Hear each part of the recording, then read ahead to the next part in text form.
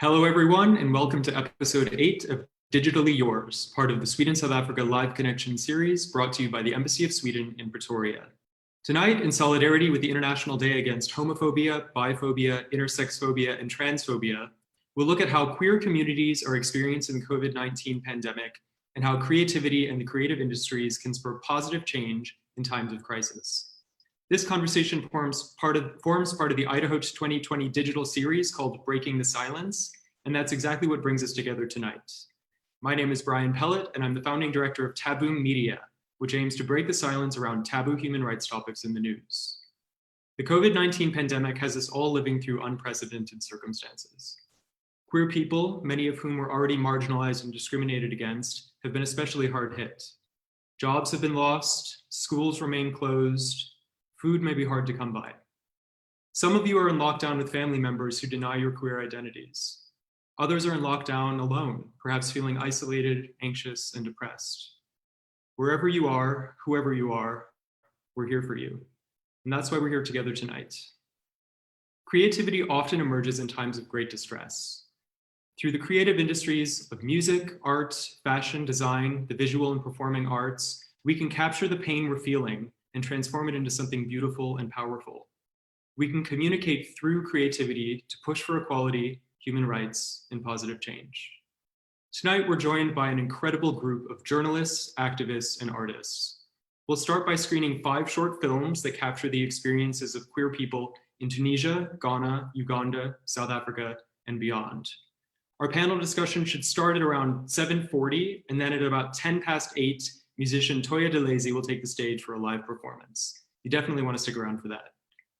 During tonight's broadcast, you can connect with us using hashtag SE_SA and hashtag DigitallyYours. If you have specific questions for the panelists, leave a comment on the live stream of this video on the Embassy of Sweden in Pretoria's Facebook page, which is at Sweden in SA. I know the video is streaming on a few platforms, but the Sweden in SA video is where we'll be tracking and compiling all of your comments and all of your questions. On the line tonight, we have Carl Collison and Liberty Matisse, who are both here in Cape Town, Toya DeLazy in London, and Camilla Gislow in Sweden. I'll introduce them all properly later on, but first, before we do that, let's hear some words of support from Her Excellency, the Swedish Ambassador to South Africa, Cecilia Julen, who's here with us from Pretoria. Hi, Cecilia. Thanks for bringing us together tonight. Thank you for coming, everyone. And I just want to join you in welcoming everyone to this 8th episode of Digitally Yours, which is a platform that the Embassy launched together with our great partners, Hear My Voice and the Market Theatre, just to be able to continue the dialogue with our friends and partners, despite the lockdown that we all now trail under. And I have to say, we have been successful. So far, over 100,000 people have viewed and followed our episodes, mainly in South Africa, but also in other places around the world. And this is much more than we could have ever crammed into the residence here in Pretoria. So we're very happy with this.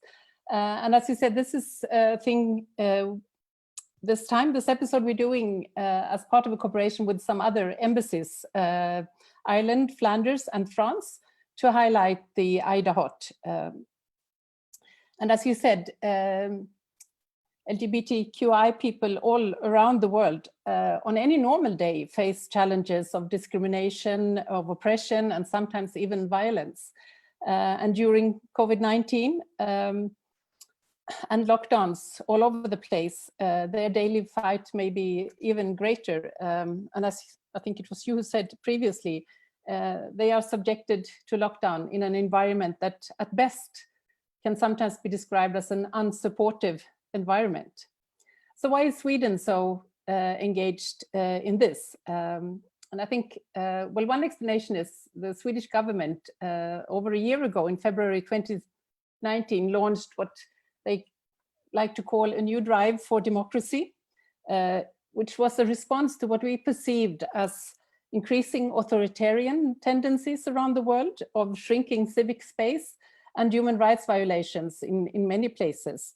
And as we all know, human rights are universal and apply to everyone. And it's our duty as states to respect, protect, and fulfill these rights for all persons without any discrimination. And I am also proud to say that Sweden is one of the largest financial supporters to LGBTI rights around the world. So we wholeheartedly stand in solidarity with this. And if I may brag a little bit more, I'm also very proud to say that the Swedish Embassy here in South Africa has so far been the only embassy to partner and participate and walk in the Joburg Pride, which we did in 2018 and 2019. And this year in February, together with Camilla, we participated in the Cape Town Pride. So this is something that is very close to our heart. And until COVID-19 happened, we were planning for the Johannesburg and the Soweto Pride this year. And hopefully we can still do something there. But as you said, I think the creative industries and journalists, artists, musicians have a special talent for expressing the suffering and the plight of a lot of others. And time of crisis is often the mother of new inventions. So I look very much forward to hearing tonight's conversation about this. And again, maybe COVID-19 can be an inspiration for something good. So thank you very much for coming, everyone. We sure hope so. Thank you. Thank you, Ambassador Julin. You can follow Cecilia on Twitter at Ambassador Julin and the Swedish Embassy at Sweden in SA. Let's turn now to Carl Collison, a freelance journalist and author who focuses primarily on covering queer-related issues across Africa. You can find Carl on Twitter at Carl Collison and on Instagram at Carl_Collison.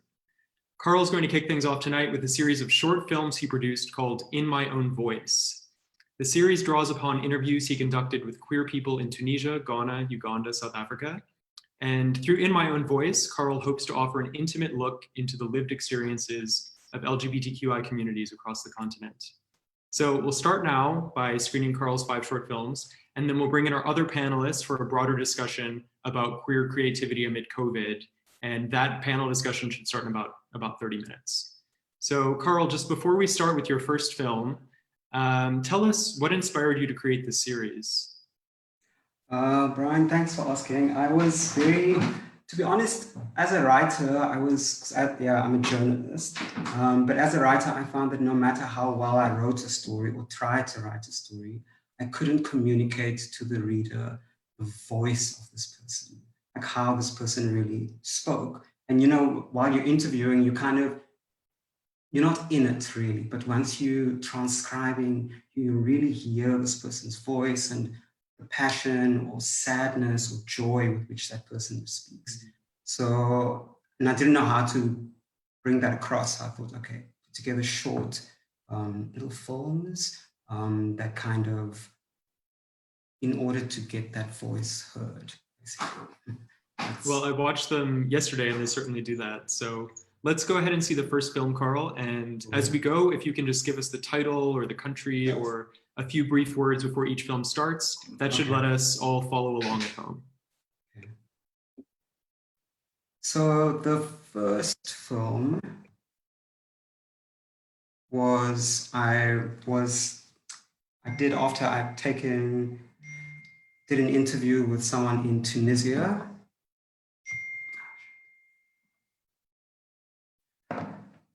It's a young man who had been arrested on suspicion of being queer. And the interview is basically about his experience.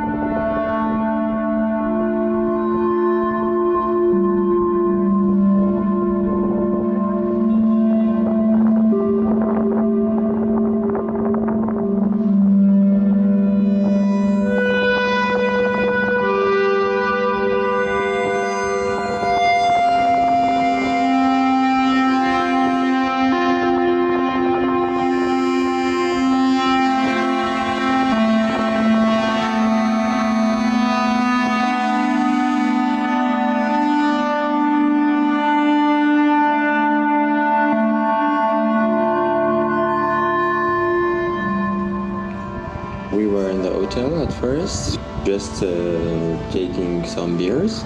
They came and they arrested us because we were gay. We didn't prove it to the people, but there was someone of the workers there. He called the police and he told the both of them they are gay, so you have to come and to take them. So they came. At first, they separated us. I was in the room and he was in another room. And then they treated me like, as I felt like I killed someone. They treat me bad. They hit me. They were saying bad words, like you are not a man. You're gay. How can you do this? It's a lot of things, and it was really hard. It was really hard. But to be in the prison, you feel like you're not free. You didn't do nothing wrong. When you compare to other countries like Europe or America, like they're free, they can do whatever they want. But here in Tunis, it's like killing someone or doing something very bad. I've been in depression for a lot of months. I can't continue my studies. I can't work. I can't be with my family. Like it was like something broken. Like what I'm going to do now, I don't have a future. How can I go to the street or to meet my friend? I want to forget that, but I can't. Even now, when I find the police in the street, I feel afraid. Even I didn't do nothing. I can't look them in their eyes. I always remember how they treat me.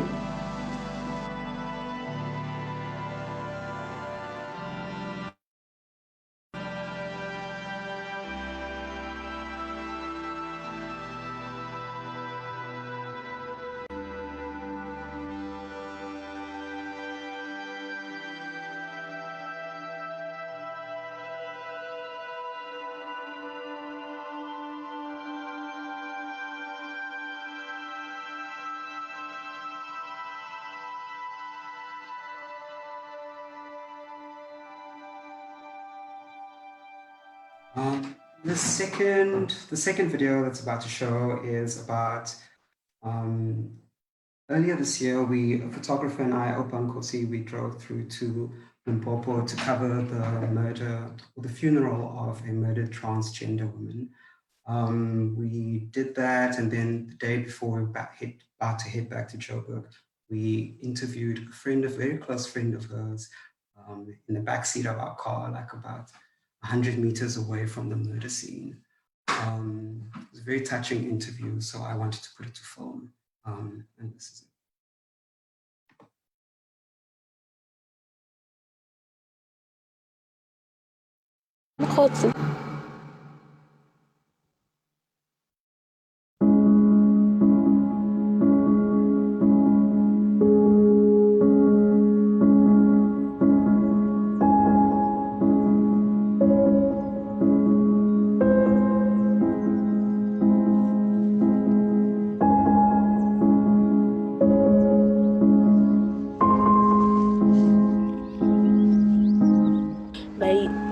Ke motho le ngore na tla itse gore mogotsi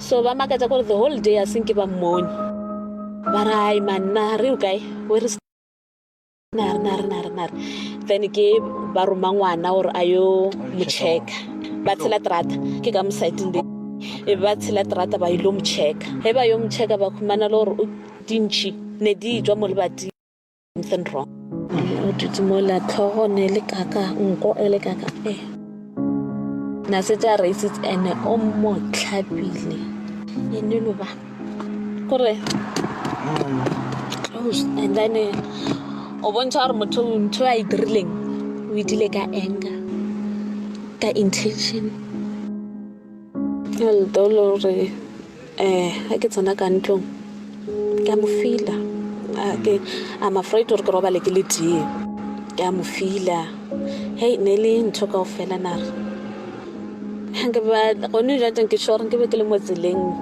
hey mokgotsi a tlhapere tsa mare somewhere hey mokgotsi are o rena sa mfe chance gore ke nagane pele gore re a kae ba mpotsa re a kae ke le ka koloing a re mokgotsi abo so ke sa mfile and then le ngwana ka monyane ka Thursday nala re mokgotsi o kae mokgotsi wa reila wa drive so ntho e santse sa le monna and it lo jana and ke le mile gore diaparo tse dingwe tša lena re ke di ishitse tse dingwe di santse di sa dilonyana di-earrings ding dilo tša gae di sa le gone mokgotsi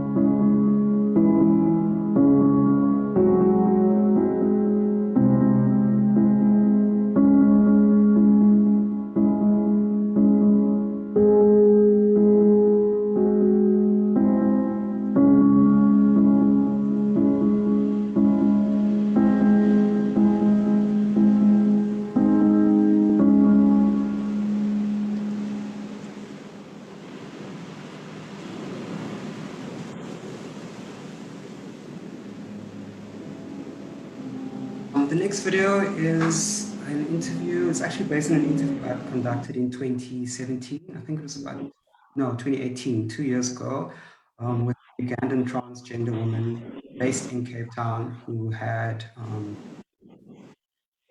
recently been granted asylum, permission to seek asylum in Canada.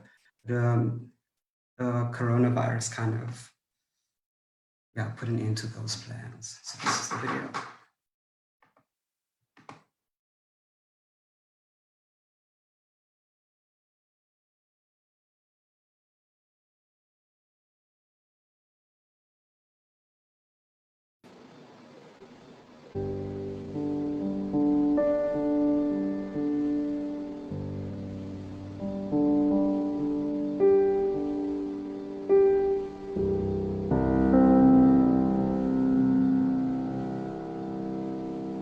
I come in South Africa because I'm from Uganda.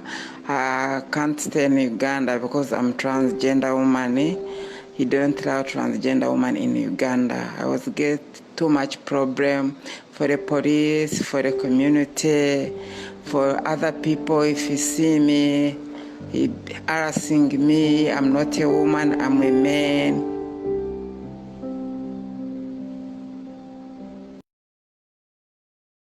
I was in the jail, in the jail, I get like 2 months, 3 months. The last one, I was in the jail for 1 year.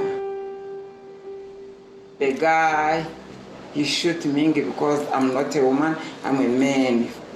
I was in the hospital for 6 months. Then I run my country, I come in South Africa.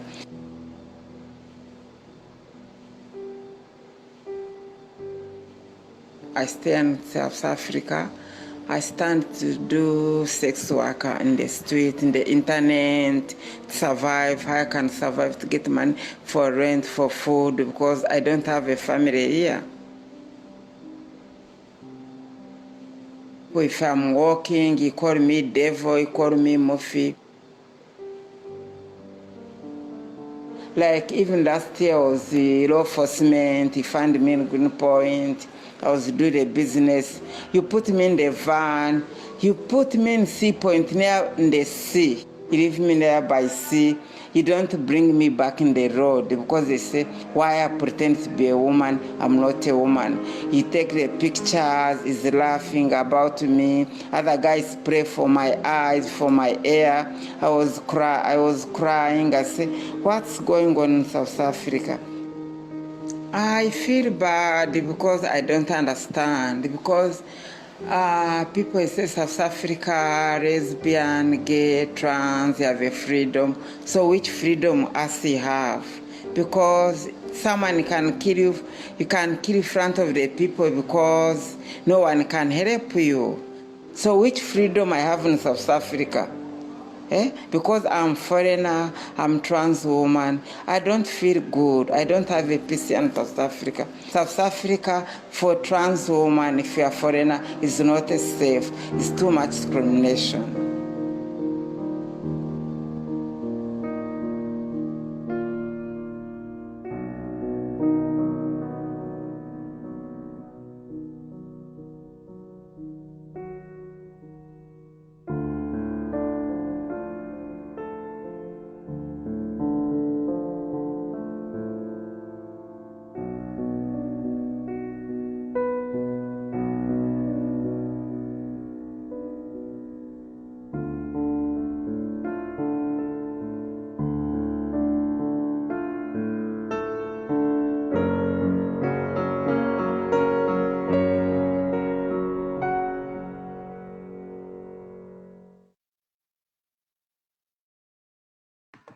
The last two videos were filmed and interviewed in Ghana recently. I spoke to two young people who are fighting religious conservatism. The first is Lariba. She had started an organization very recently that is the country's only organization that focuses on the rights of LGBTQ Muslim women in Ghana.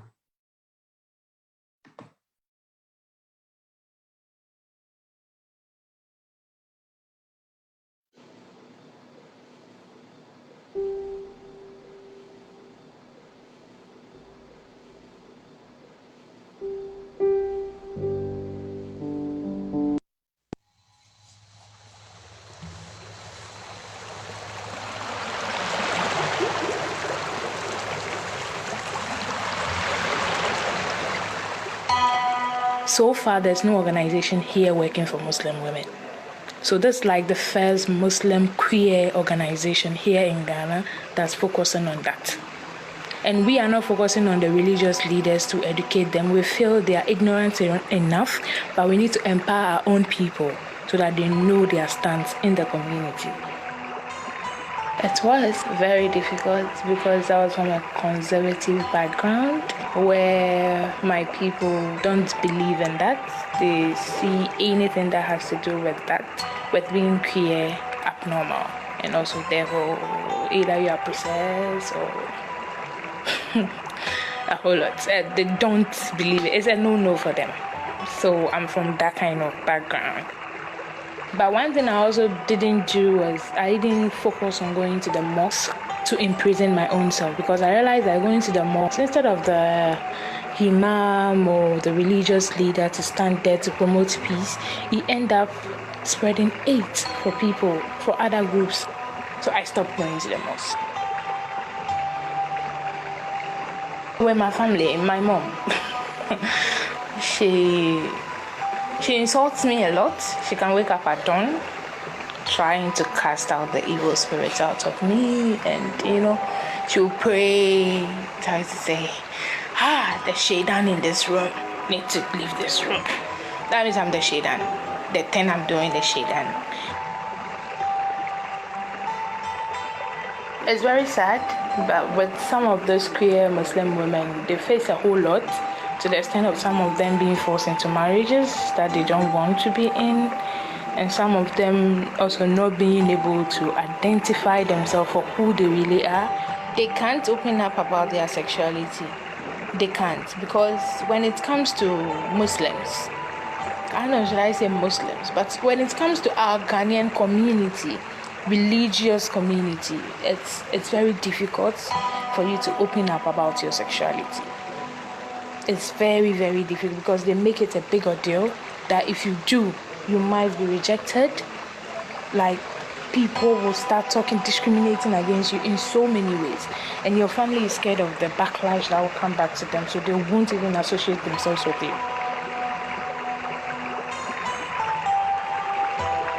I always say that, why don't people, instead of promoting hate, focus on these 4 pillars of the religious book, which is peace, oneness, unity, and love comes in so many shapes, so many forms, and as long as people are happy being with each other, it should be accepted, and for that, people should be treated equally. We are all human, so we should be given the space to express our love in any form we want to.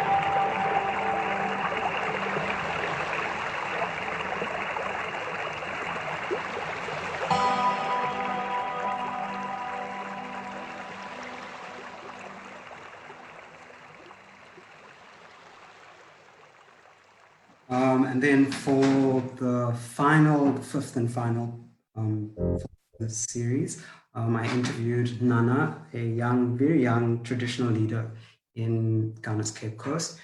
He had founded the country's first organization that looks at dispelling the myth or the belief that queerness is a Western import.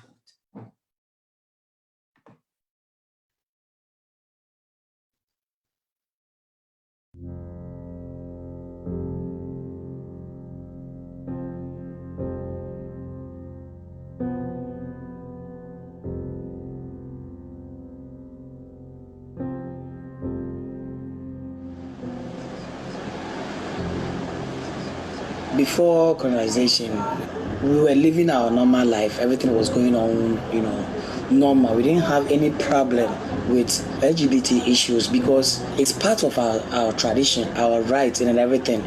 Because even for a person to become a chief priest, the person has to go through 3 years under training. So during the training, the chief priests were taught how to meet or coexist with LGBT people. Because the person might be a man, but the spirit on him is a woman. So you go through all those training. So the fetish priests, the queen mothers, we have a queen mother, a woman who is sitting on a man's stool. We have a man sitting on a woman's stool. So it's part of us. Before this colonization, then things started, changing when they started imposing their religion and other stuff on us. For example, Yasantua, she was a woman. So during olden days, there was a war between the colonial masters, the British, and the Ashantis. You see, so the men was afraid. They don't want to because the Europeans were having guns, but we were having only machete and bow and arrow. So the question is, how can an arrow have an equal, fight with guns? So this woman stood up. He said, whether guns or no guns, we are going to fight. Because if nobody stand up for my people are going to perish. So if you men are not going, I, Oba Hima Yasantua, I will lead my people, we'll go to war. First, she organized women, because she had a women council. Then, joined by other men, she led the war. And in her life too, personal life too, she was LGBT. She was having a partner. Because although she was a woman, but she sees herself as a man. Having the strong will, desire, spirit of a man in her. I also took inspiration from her that somebody has to stand up, one traditional has to stand up for the community and organize, just like the Abaima Yasatua did for the LGBT or for the queer people. That's what my organization is here for. The name of the organization is Royal Alliance for African Spirituality, RAFAS, Ghana for short. We don't have any faith organization to work on the faith issues of the community member, that's the LGBT plus people. So I got that inspiration, and I have to stand up, because at times a lot of issues when it comes to the media or the public, we don't have any traditional leader. I'm a traditionalist, so we don't have any traditional person coming out, to stand up for the community. So that's why I formed this organization, to stand up for the community. The traditionals are not talking about it, because in the olden days it was like that. We don't talk about it. It's like a secret part of the tradition. We don't talk about it, you see. So if now we want to talk about it, it's due to one of reason why people are abusing the rights of the LGBT, the traditional LGBTs. That's why now there is a need for the traditionals to voice out, to stand up and talk. But naturally, we don't talk about it. That's it's been there in the olden days. It's like that up to now. So it's now that we are having all this problem that we are talking about it. Our plan now is to have a voice, a public voice, to counter all those issues coming up. Some of the members of our organization are trained to be a good speaker. We have members who are willing to, let's say, foot on foot when we want to stand on our toes to talk. Now we are spreading, so we want to spread a message across to all members and the community, so that we have one voice to counter all those issues that is coming up. I will tell religious conservatives that your religion came to meet our religion. We were living our own life, our own traditions and norms. We were having our do's and don'ts before you people came here. So before you judge or you criticize, or before you start to say any negative thing about anything, you need to have a seat. We educate you, then you learn our ways, how we were doing our things before you people came. Then you know how our religion was. Secondly, since what I'm doing doesn't infringe on your religion, you don't have to also cross the boundary to talk about us. Because you are a imam, you are a pastor preaching your gospel, you are a man reading your Quran. I, being a traditional leader or a traditionalist, hasn't taken any drink to your mosque to pour libation over there. So how can you stand on your radio, talk negatively about us or about what's secret about our religion? What I want to achieve, or the organization wants to achieve, one is a peaceful coexistence among all the faiths. Two, to have inclusive among the LGBTs and the heterosexuals and other sexualities, and also to create diversities and equality for all people. That's what I want to achieve, to bring peace,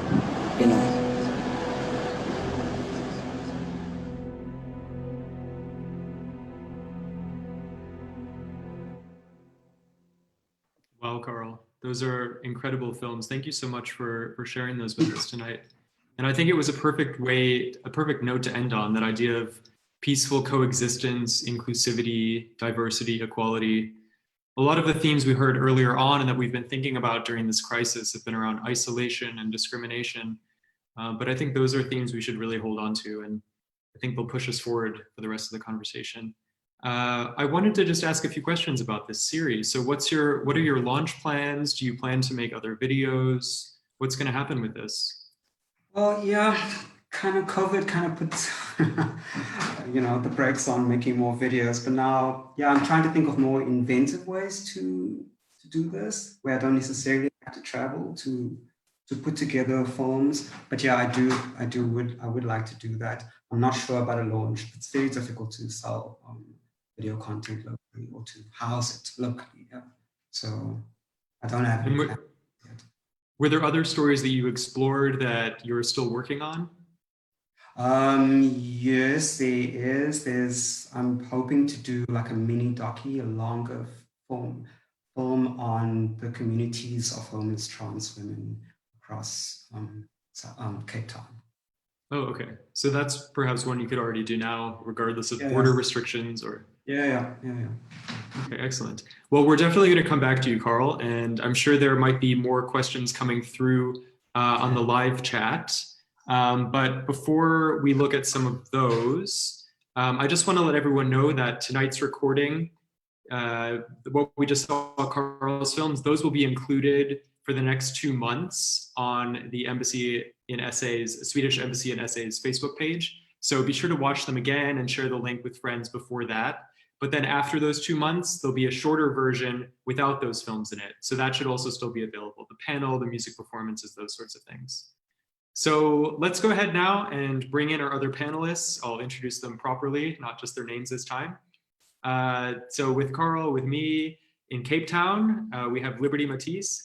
Liberty is a community-centered human rights and social justice activist and the executive director of Gender Dynamics, the oldest registered trans-specific human rights organization in Africa.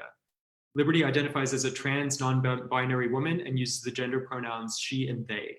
If you've ever seen Liberty speak at a conference, which I have, I know Carl has, you've no doubt witnessed how passionately they advocate for the equal rights of trans and gender diverse persons, and really for the rights of all people.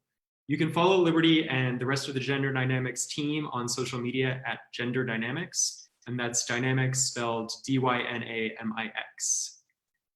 Joining us from Sweden, we have Camilla Gislo. Camilla is a writer, film director, and the founder and CEO of Transforming, a consulting company that educates authorities, schools, universities, and pride festivals about LGBTQI issues with a special focus on trans issues.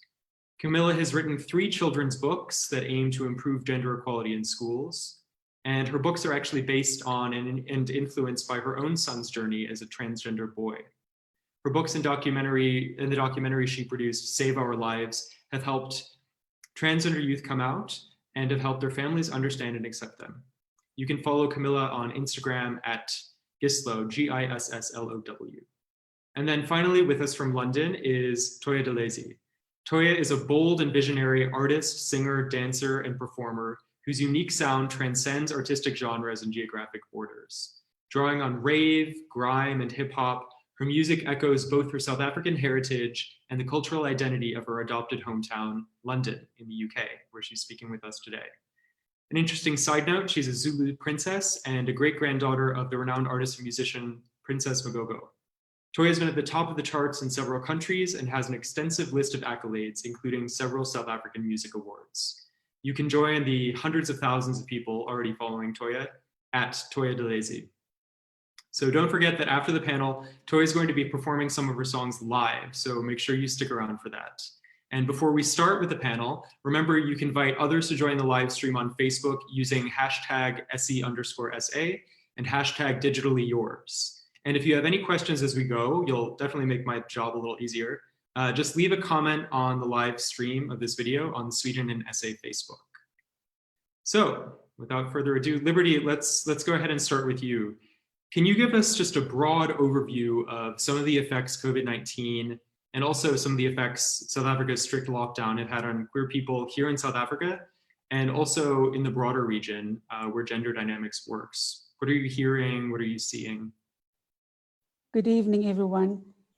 From our end, or from my end, perhaps just to start off by saying thank you, Carl, for the very dignified way in which you have portrayed the narratives of persons who are living on the margins. Oftentimes we find that narratives are also exploited in different ways and sensationalized, and we need to really celebrate these particular instances where we get journalists such as yourself and videographers such as yourself that's telling these stories in very dignified ways. In looking at queer creatives and queer people that create, I think that's an age-old survival strategy that we have employed as LGBTIQ persons to be able to just survive life on a day-to-day basis. I was reflecting on this particular subject matter last night with my partner, and I was like, but we're having conversations about creative industries, and it sounds so formal. However, LGBTI communities have created creative communities on the margins of societies for the longest of times as well. And perhaps that warrants a different conversation around when we speak about who creates and how we create within the world in which we exist.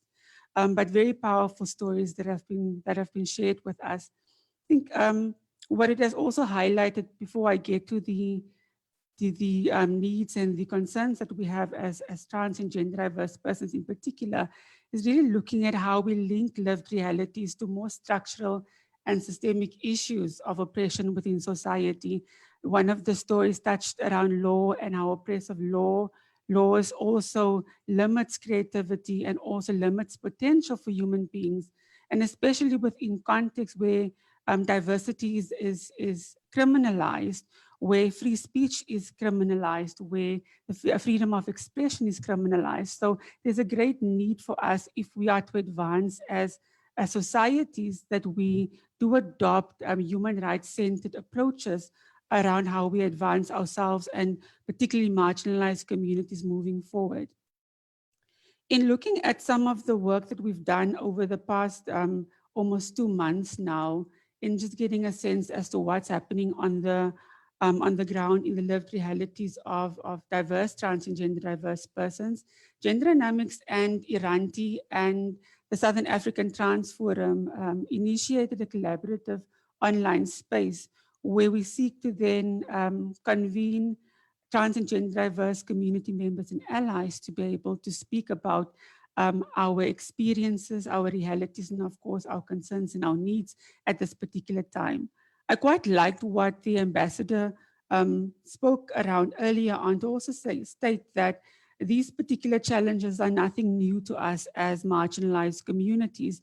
They have been existing for the longest time. What COVID-19 has simply done is to exacerbate and proliferate those struggles in a myriad of ways. And of course, if we do not manage our responses effectively, it means that we will still continue dealing with these particular challenges beyond COVID-19, and perhaps also on the same terms, these challenging terms presented by COVID-19. So amongst other particular salient matters that have been highlighted within our online conversation spaces has really been around the challenges for trans and gender diverse persons to access shelter, to access food security, and of course, gender affirming healthcare at a time where we see our healthcare systems being burdened by COVID-19. And so the question remains, how do we then, how is the system responding to something that it also sees as cosmetic in many instances at this moment? So it's really a fertile ground for stigma and discrimination to relegate trans and gender diverse persons again to the margins of society. We've also spoken around non-recognition, what that means and how that leads to human rights violations at the intersection of public understandings of gender norms and our lived realities that is considered to be a transgression thereof. Safety and security remains of paramount importance. When we're looking at safety and security, not only in the community, but in the spaces outside of the home, but the home in itself, and how supportive family members are or not, because we also recognize the fact that we are living in homes where the very people that love us are the very people that stigmatize us and also hate elements of us. It plays itself out in us being subject to mental trauma and of course violence in some instances as well. Liberty, I saw that you have a new kit, right? You have a new COVID-19 kit that Gender Dynamics produced. What's Yes. in that, and what are your hopes that it accomplishes? What are some of the tips you can give people? Definitely, it's a short term to haste me along, Brian. So the kit in itself is a tool that we've developed to just provide some information to community members. It is very South African specific, but to provide some information to our community members around where to access services, who are friendly service providers, what you can do in terms of challenging any human rights violation that you might experience. And of course, I say purposefully that it is a South African specific toolkit because the political legal context does shift across the region, as you would know. And so for different countries, the responses might need to look differently as well. And where can we find that kit, Liberty? So all of our resources in gender dynamics are open source that we develop. So that is to be found under our resource tab on our website, which is www.genderdynamics with an X at the end.org.za. Okay, thank you so much, Liberty. Carl, let's go back to you for some more thoughts on the creative industries and how they've been supporting queer communities during the COVID crisis.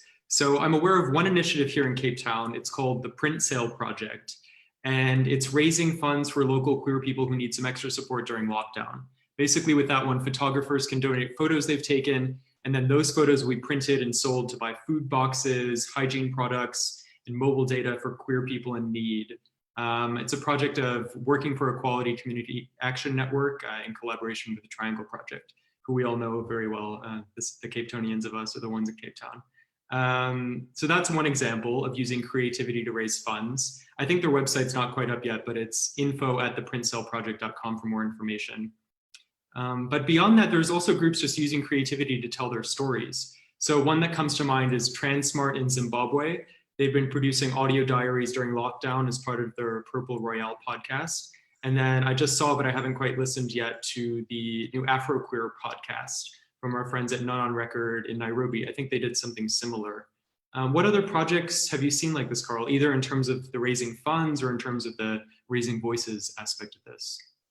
I'm actually busy doing a story up in the past months, taking forever to come together. But basically a look at, so the story that I'm working on touches on this. And there are quite a few things like, there are the people who organize the monthly Bear Stories events, which is basically people coming together and sharing stories around a particular theme.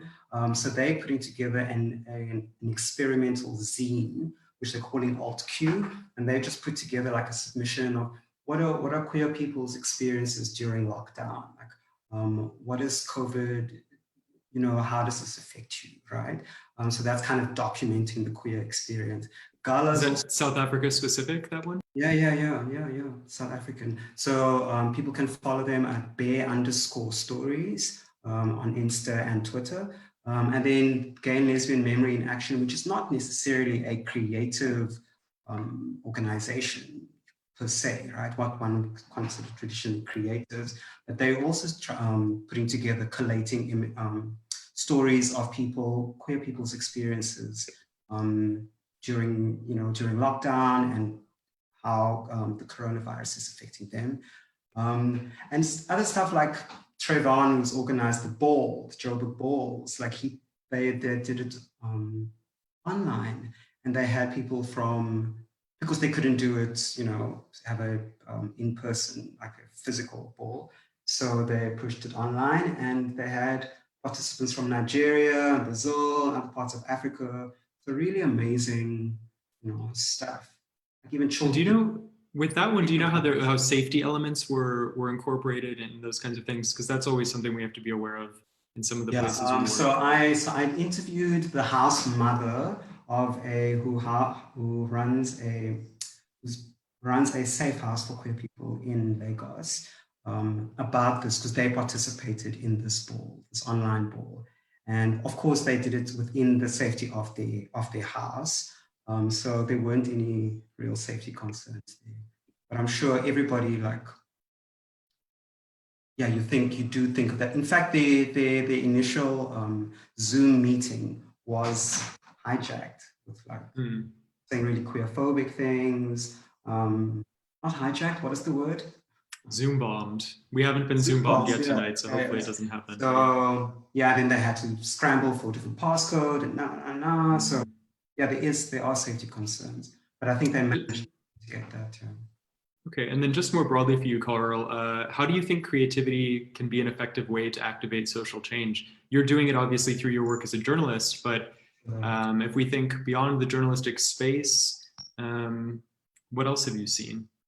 Like a good example for me recently is, certainly within these times, is an example like that ball, right? So the organizers of the ball got wind of the safe house in Nigeria, because photographer Sabelo Mlangeni had put together a really beautiful body of work in which he documented the house for 2 months, right? The inhabitants of the house and what it means to them, what it means for them to be in a safe space in Lagos, in Nigeria, which is, as we all know, a deeply oppressive country for queer people. So the organizers of the ball got wind of the safe house through Sabelo's creative output, right? And then they made contact with Sabelo. Sabelo put them in touch with the house mother in Lagos. And when I interviewed the house mother, it's really, the ball for them was a really important thing. It seems silly, but it was a really, really important thing. He said, just in terms of how they feel about themselves, was big self-confidence was boosted as a result of other people across the world seeing them in all their queerness, right? They didn't have to hide. So that for me is a small example of how one person's creative output can, have a knock-on effect in terms of, effecting change. Absolutely. And we're getting some great feedback on your films, by the way, in the Facebook thread. Oh, cool, yay. Someone's saying, stunning films, Carl, congratulations. Thanking us for doing this and showcasing those films tonight. So please, viewers, keep those questions coming in and we'll come back to them in a little bit. So, also you can go ahead and thank Carl directly on Twitter. Again, it's @CarlCollison, and on Instagram @Carl_Collison. So now let's move on to Sweden. Let's hear from Camilla, who's @Gislo on Instagram. Camilla, you're a children's book author and you've created a documentary called Save Our Lives. Can you tell us about the books? Tell us about the film? Sure. The books, I'm a mother of a transgender child. He's an adult today, but when he was 4.5 years old, he told me he wasn't a girl, but a boy. And this was back in 1997. So no one talked about children having another gender identity than the one that was given at birth. And so I thought maybe I could find some information, finding books or something at the library. And there was nothing, and there was no information. There were no books, there was nothing. And so that's been sort of following me since I started my own work 14, 15 years ago, holding lectures and seminars and talking about awareness about being transgender. And the first time my son was 10 years old and told me that, Mom, I think you should write a book about me so others will know that they exist. And so that's how we started. And I wrote my first book. It's actually a youth book, and it's his story, what he's been through, his thoughts. But we're all born with our identity, our gender identity, and our sexual identity, and our society sort of built with this binary heterosexual normative. And so if you don't know that you exist, when you're being aware of your own self when you're a child and you don't fit into this sort of box that everyone is being placed, and you don't have a word for it, or you don't have a way to express yourself, reading about it, seeing someone else, to identify yourself with someone else is so important. So that's why I wrote the children's books, because I want every child to know that you're okay, just ask who you are, and to teach us adults and the preschools and how to be more aware and create an environment that is completely open for the children to explore themselves and give a voice of who they are. Because if we're not allowed to be ourselves from the beginning, it's going to affect our whole life, your self-awareness, your integrity, and everything. So if you get your voice already as a child, it's much easier to stay strong through the world, and when the world is not treating you nice. So I think basically that's what I wanted with my children's books, is to give the children the right to their own voice, but also to help us adults how to meet and create a safe environment for them. And you also created a film, and I read that your son also created a documentary, right? Yes. Yeah, and that's why right. why did you choose that as a medium, and what was the subject of the documentaries? Film is a fantastic media. When I grew up, I learned more when I was watching films or documentaries. And film is fantastic. Like we saw Carl's beautiful movies and films. You get the voice, you get the person, you get the individual right away. And you can identify, you can feel with the person. And my son's documentary, he wanted to make a documentary through one of our largest Swedish networks to show the soul, not because at that time he was a teenager, and the only films out there were really more about the bodies. Do you have breasts or don't you? Do you have what's between your legs, and surgeries and all that? And he said, I want to create a film that is about my soul, about me, what it feels like, that I'm just like everyone else. I'm just an ordinary boy like everyone else. It's just the body that didn't turn out into what we say is a male body. And that's what I want to teach with my books as well. I'm just going to show you a picture. They're not in English at the moment. They're only in Swedish. Mm-hmm. But this one says that I'm Bella. I'm a girl, but with a penis. And I want to change the way how we view our bodies. If you have a penis, it doesn't automatically say that you're a boy. You just have a penis. This is an organ that it's an organ like the heart. It has a purpose, but it's not an identity of you. You can be truly a girl without a vagina too, and you can have both. I mean, that's what I need. We need to sort of break this view of what a body is when it comes to male or female, and non-binary people are finally also getting a voice, and we're sort of there where we were with my son back in the day. But back to the films. So my son made this documentary, Just an Ordinary Person. And that documentary, I'm so proud of my son because he was really bold in letting people in, really showing his feelings and his heart. And that day when it was premiered, he got an email just 2 days later from another transgender boy that night when that film was aired, he was actually going to kill himself, but had the TV on, and my son's documentary started and watched it, and that saved his life. And he could tell that my son gained strength, and he said, well, if he can do it, I can do it too. And with my own documentary, my documentary is about three mothers with children that are transgender, and they are sort of 3 different journeys and 3 different stories, and they talk about what it's been like, where they are now, and what they think about the future. And the reason why we made that one was because the mental health of young transgender people are everywhere in the world, even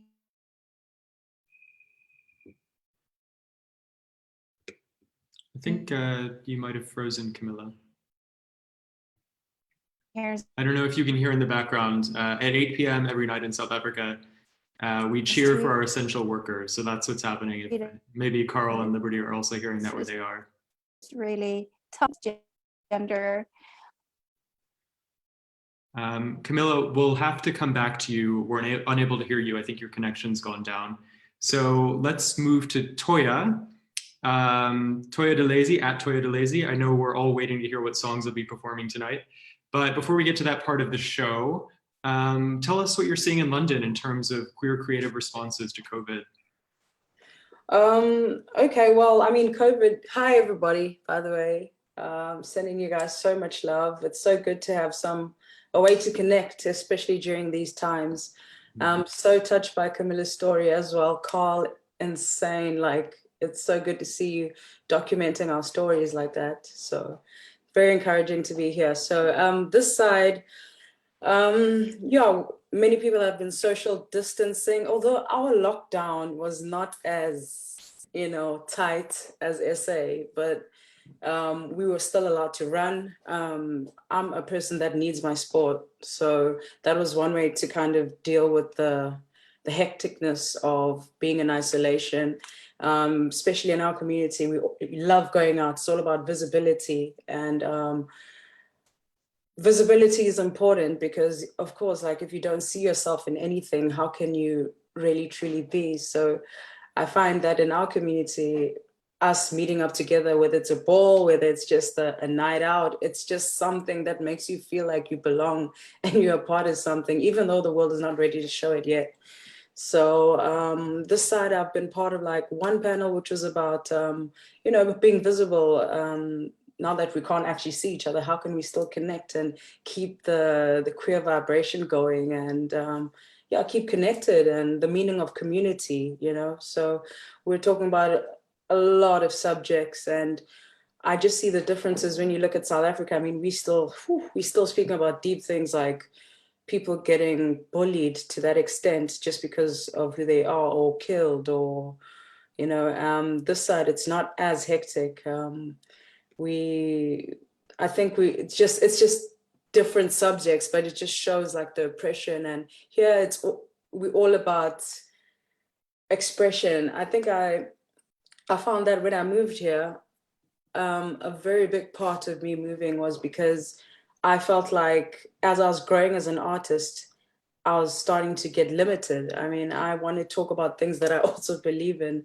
And it felt like the subject matter wasn't something the public or the record label was interested in sharing at the time.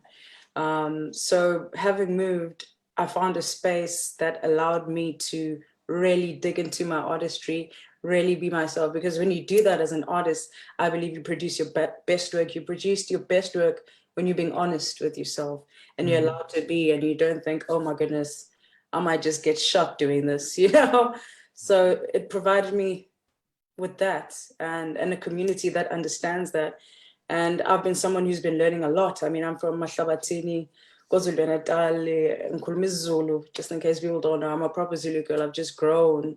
And to find myself so open now, I mean, more than I was when I began, when I began realizing, I'm not like all the other chicks.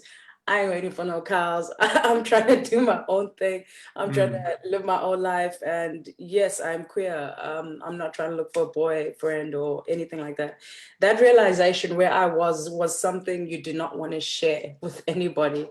And then I'd be listening to friends here like, oh, I just came out to my mom's. And, you're envious of that because our history is so intense. I mean, people don't fully understand why we are seen, or Africans, they say Africans are homophobic. And I believe that's a lie because just to share something personal once again, when I realized, okay, this is who I am. I went to my granddad, I dined him out, and I mentioned, this is not my friend.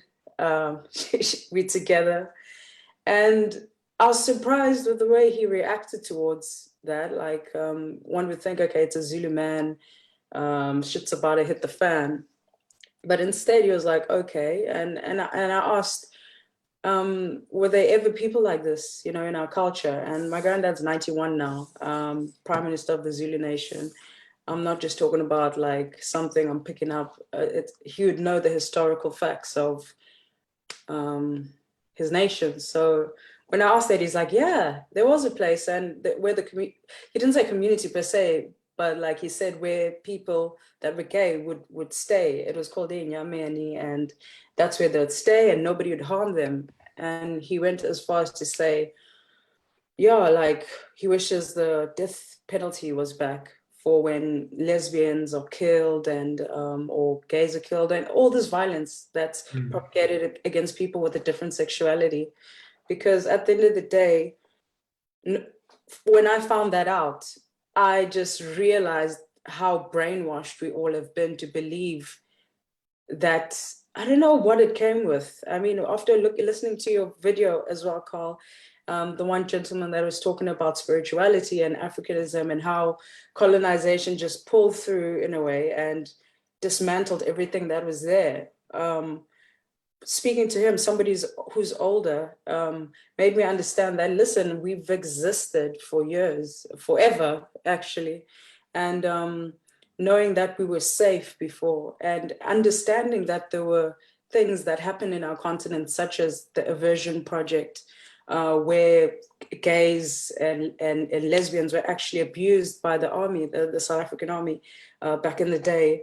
And they'd have tests done on them to cure them from being gay. I mean, if the army's gonna knock down your door and do that to your kid, are you now gonna think it's okay if your whole world is going against who you genuinely are? So I feel like we've been influenced by a lot of things, and we've forgotten a lot of our culture. Even the word for a gay person in Zulu is Inkonkoni, and most people are like, oh my God, that's such a swear word.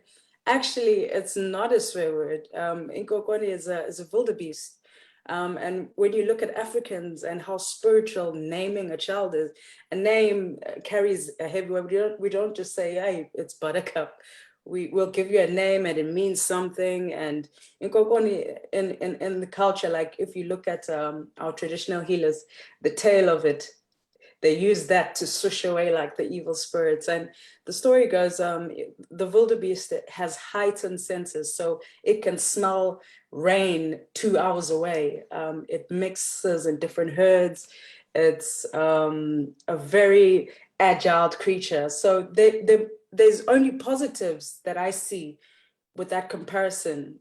We have it on our coat of arms in South Africa. We have it everywhere. So when did this become such a bad thing? So I've learned, so like I've learned by going back into African history and like the richness of it, because we forget that. We forget how rich our culture is. And it's not because we choose to, it's been erased, and it's constantly gets erased if people like ourselves don't come up and share stories, you know. And I feel being this side has really helped me like reach in and find that voice and speak about these things, and also embrace myself. Like don't get the education. Yeah, thanks for sharing that. Absolutely, Toya. And I was also wondering, with the tracks you're performing tonight, have any of those been inspired by COVID, by lockdown? Has that influenced your creativity? Because we'll move into your musical performance in just a few minutes here.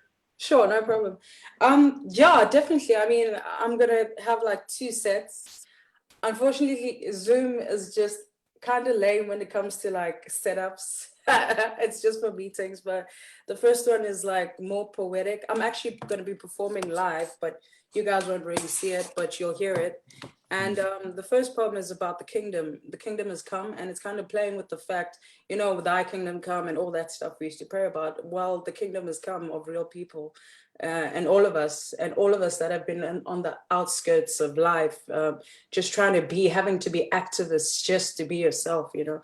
So it goes deep. It talks a bit about culture, and yeah, you'll hear it. I don't want to overspeak it. And then the second set is live production. Basically, just everything you'll be hearing is something I've just created for you on the spot, and it's almost like DJing but cooler. And you're doing it from home, so definitely inspired by lockdown. yeah. Lockdown inspired this. I wouldn't have done it. Yeah. All right. Well, we can't wait to hear it. Before we go to that performance, though, we're going to hear some closing remarks, hear some last thoughts from all of our panelists, and then we'll hear more about the next episode of Digitally Yours. So, Carl, we started with you. Let's start with you to end this thing as well. Any last thoughts you want to give to our viewers out there who are coming to us from across Sweden, across South Africa, actively participating in that Facebook page? I think you're muted. Yeah, you're muted, Carl. Yeah, COVID is the whole COVID pandemic is a mess. It's a terrible, terrible, terrible situation globally. But I do think it offers us an opportunity to not only reimagine, but to form bonds that we would not ordinarily have. So online is a great platform to reach out to people that we would not have ordinarily have done, to forge stronger bonds globally and include more creative ways. Yeah. And it brought us all together tonight, so absolutely. Yeah, right? Yeah, exactly. Liberty, give us some hope. I'm not too sure about hope, but I'm going to try, Brian. I think in terms of looking at what the power of storytelling means in this moment as we fight against COVID-19 and the modalities we are using to tell stories, I think it's very prudent for us to think about the digital divide and who has access to online spaces and who gets access to information and knowledge about what's going on and how we can empower ourselves.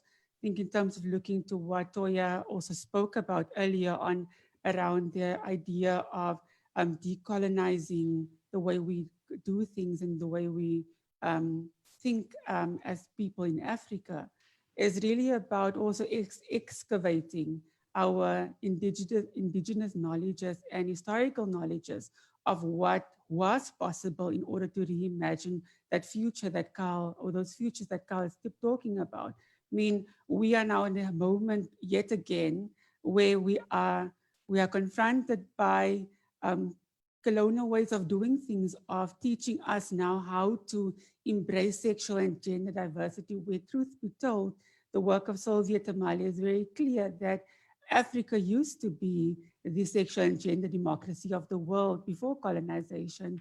And there's a lot of evidence to that. So I think it's really about excavating, rethinking how we're going to be conducting ourselves moving forward.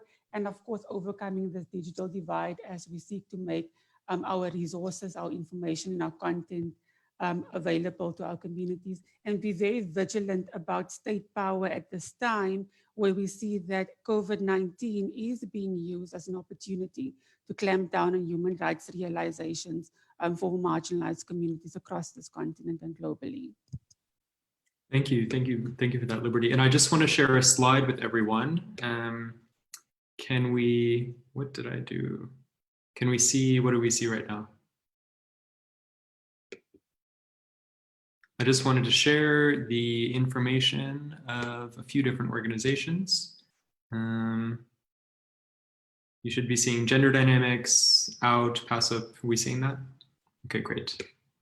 Gala and Sonke Gender Justice. And there's many more. We actually have a whole guide, a reporting guide at Taboom Media that includes a resource section and a source guide at the back. We're about to publish our second edition of that, so I'll be sure to put that on our website, but it's just taboommedia.com/resources. It'll be up there.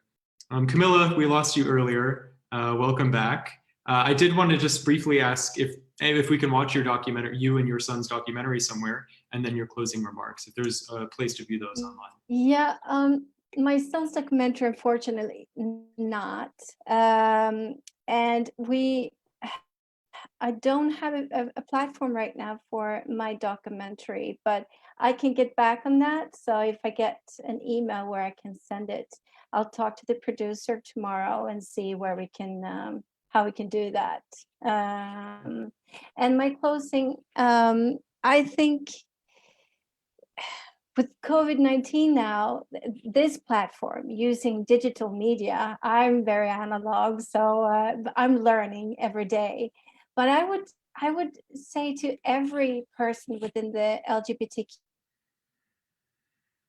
community to actually record your stories, be out there, tell your stories, show, because if you're not silent, you're not going to be shut down. The more we talk about and tell our stories, the more people will understand, and we will reach equality. And so that's one of the things that I think is great right now. We should take opportunity to just use this media. And this past Sunday on the 17th, here in Malmö, there was a huge car parade with rainbow flags celebrating Ida Hot. And so instead of people walking, there were cars, and they were honking the horse, and there were pride flags everywhere. So we need to just be a little bit more creative, I think, and just, yeah. So I think that's what I would say as a little tip. Hey, I think is a good one. Thank you, Camilla. Thanks. We'll bring on now Rosanella Salebi. She's the Promotion and Communication Officer at the Embassy of Sweden in South Africa, and she'll just briefly tell us about the next episode of Digitally Yours. Thank you so much, Brian. Thank you for your amazing moderation. Thank you to the panel. Your ideas, your discussions, your creativity is so inspiring. And yeah, I'm really actually speechless by the films, and also yeah, the stories and the points that you've made. So next week we're back again with Digitally Yours. We discuss women in film, towards the equality in front of and behind the camera, and we debate on the local and global advances being made by women working in film and television to achieve equality and to transform culture in Sweden and in South Africa. We also have a special musical guest, as the standard Digitally Yours is, Bongeziswe Mabandla. So please join us Wednesday, 30th of May at 6 p.m. Thank you. Yeah, thanks. It sounds like a great one. And all of those past episodes are on the Facebook page, right? The past Digitally Yours episodes. Okay, great. So you can find them there. And you can also go to the Sweden and South Africa's page to see what other Idaho programs are planned for this week. There's already been a couple, and there's some more coming up. So just before we turn things over, I just want to thank you. Thank you, our panelists, Camilla, Carl, Liberty, Toya. Thank the ambassador for speaking with us tonight, everyone at the Swedish Embassy, Market Theater, Hear My Voice, and most importantly, thanks to everyone at home for joining us. Your questions were great. We got one or two in comments throughout the night. So just end things by saying stay safe and let's stay connected, and we can keep the conversation going. I think that's the most important thing we can do right now. So Toya Delezi, the stage is all yours. Good night, everyone, and enjoy the music.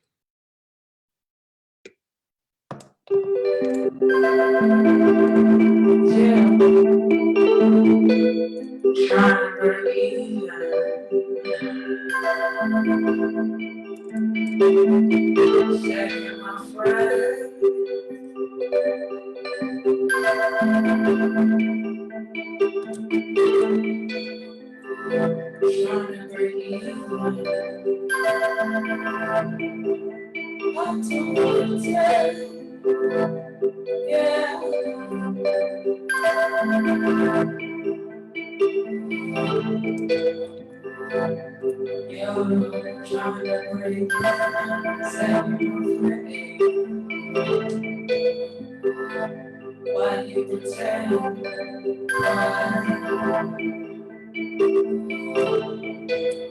I'm not today. Yeah, you still love.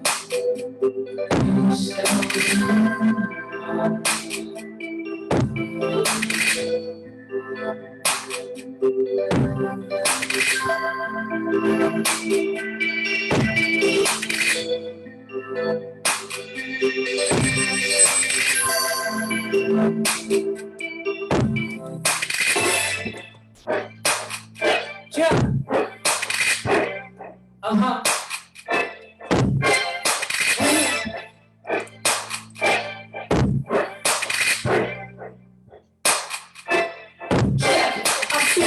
Paying me the price for number one.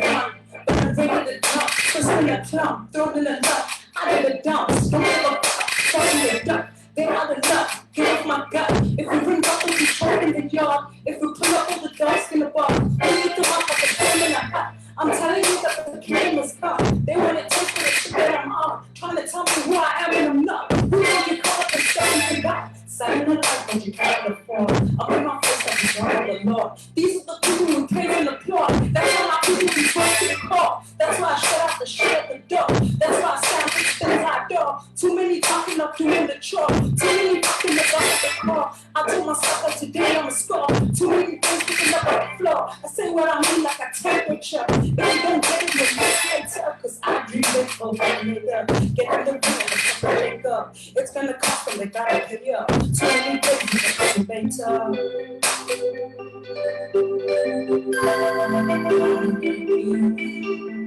Yeah. Why you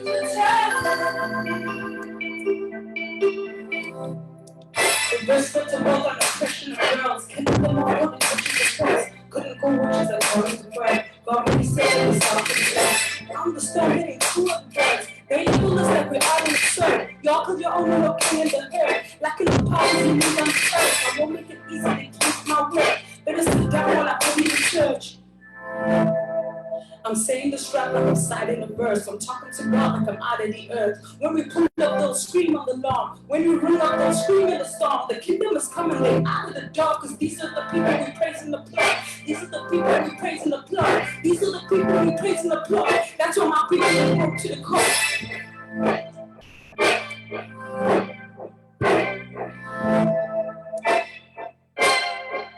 The next time is over, we can do it more. I looked at my wrist and it's my nigga earn. Looked at that and slowly the burn. So many things that I gotta unlearn. Nobody thought that the tables would turn. The time to clean up with the ash in the urn. The kingdom is come, the kingdom is come, kingdom is come, kingdom is come, kingdom is come, kingdom is come, kingdom is come, kingdom is come, the kingdom is come, kingdom is come, kingdom is come, kingdom is come, kingdom is come, kingdom is come, kingdom is come, kingdom is come.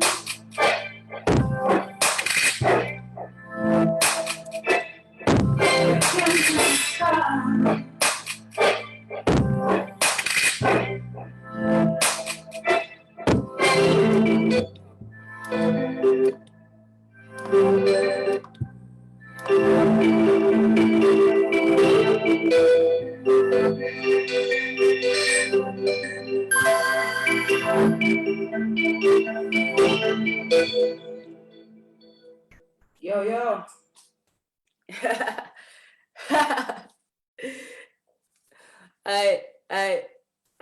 Everybody's mic's off, but I'm glad if you guys heard that through.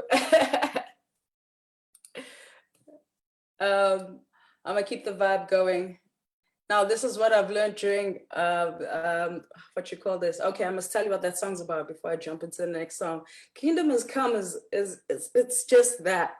That's all we pray for the kingdom to come, for everyone to be free to be themselves and live. I think that is an authentic life, and this song is about that. It's about how the wires got tangled, and now this is where we are, praising people that actually kill us off. It's a bit deep, but that's where art comes in, and it helps me speak. And it helps alleviate a lot of the pressures that we face. That being said, I think let me give you guys a taste of Afro Rave.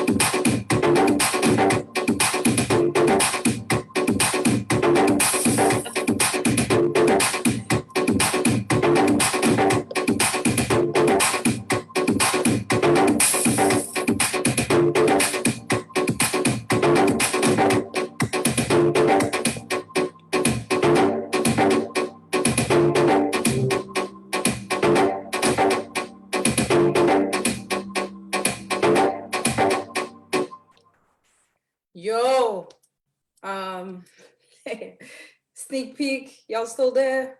Thank you.